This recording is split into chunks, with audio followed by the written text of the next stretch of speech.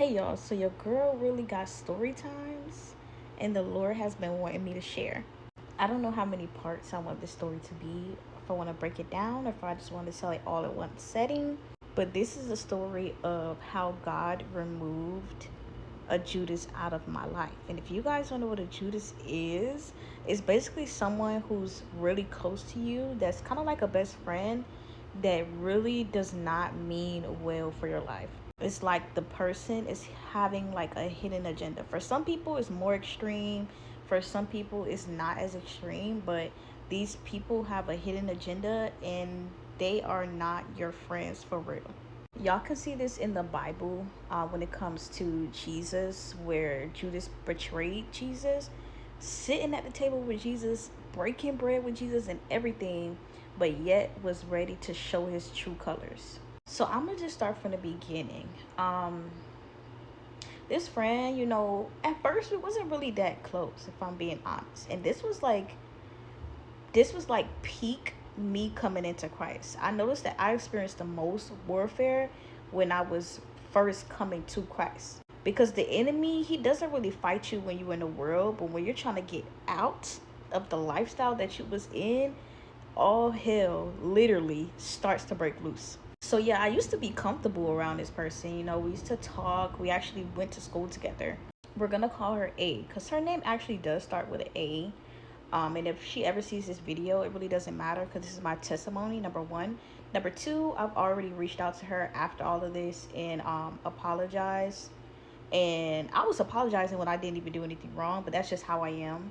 And we kind of already squashed things. We've been stopped talking.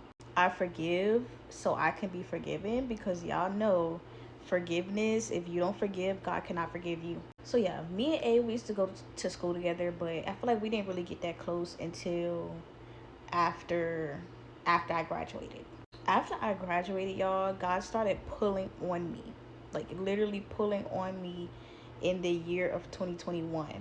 February 2021 to be exact. That's when my life started to change. I actually ended up catching COVID around that time, and I had to move out of my mom's house because of money issues. I've talked about this before, but I ain't gonna lie, God actually wants me to talk about that season as well, because that season was crazy, and it's like it ties into everything. Like, it's like literally my testimony. My life has so many different chapters, but this specific one, we're gonna talk about that later. Just know that in 2021 is when God started pulling on me. When I moved, I had to move with my brother, which was something at that time I really did not want to do. And I'm being honest with you guys, the character development God has had with me is insane. I used to just not like anything. Like, I was just opposed to everything. I'm like, dang, I don't really want to go live with my brother. That wasn't something that I wanted to do. But I didn't have a choice given the circumstances that I was in, which was catching COVID and my mom basically kicking me out. And I believe I was 19 at the time, or 20. But yeah, I just want to let y'all know so y'all could see the transition of how I kind of came out of the world and got closer to God. And that was because of me getting kicked out. It pushed me into the arms of God. So yeah, after I, moved in with my brother, I started questioning everything, because I'm like, God, what's going on? Like, I didn't even know why I was here. It opened up a door to a relationship with God, because I knew of God, but I didn't know him.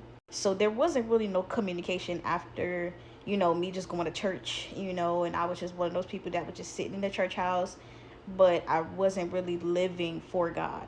Sitting in a church house is religion. And then knowing God on an everyday basis is a relationship. By the way, y'all, this first chapter is really just about my transition. Basically, how I ended up getting close to Christ.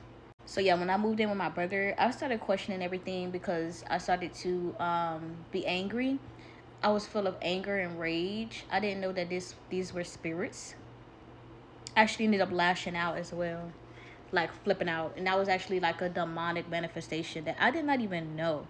But I had anger, rage, resentment towards my parents, because, you just kicking your child out, and, it being because of money and other things, it's just kind of like low. So it was kind of like I was trying to understand things, but God ended up explaining to me later on as I matured in Christ. And also, me and my mom, we're in good terms now. I feel like with my family, God just taught me boundaries, and that's it. And that was the main thing I needed, y'all, for sure. So, mind you, God knew what He was doing, because as He transitioned me, as I got kicked out, even though the enemy meant it for evil, God still turned it around for my good. Because, like I said, one, me moving out was me getting closer to God.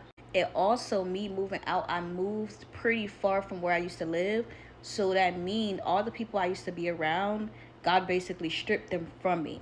I'm not gonna say I haven't seen them when I moved, but it was very much, I felt lonely. Like I couldn't see them as much as I used to, because I was kind of far. But the one person that was near me was the girl that I'm telling you about, which her name is A. And it's like, how ironic. Like she literally was living like near where God moved me.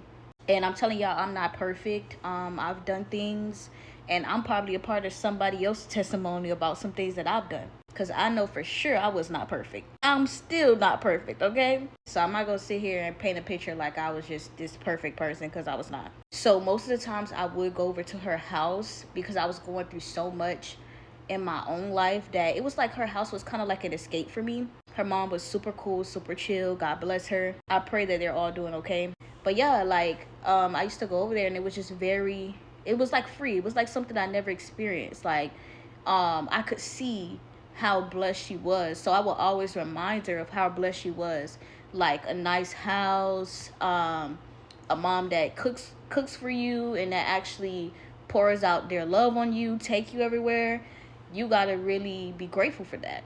And I would just be there. I was like that friend that would try to motivate her, because she was going through a lot of depression. So even though she was going through depression, I was going through my stuff, but I still was trying to motivate her in a way. I'm the type of friend where I was like, okay, let's get up and try to work out, or let's try to get some goals down. She wasn't as driven. I noticed that there was a lot of traits about her that I was noticing. Mind you, she was close to me, but we was like in a friend group. So it was like a friend group of probably like 7 or 8 people. I had way too many friends when I was in the world. Now I barely have any, like, no cap. And I love it. I love it. But yeah, so basically, we was a part of the same friend group. And y'all know how it be. When you're a part of a friend group, some people you just connect with a little bit more. You connect with a little bit differently. And I believe in the next segment, I want to talk about the traits. Like, just little things that I was noticing.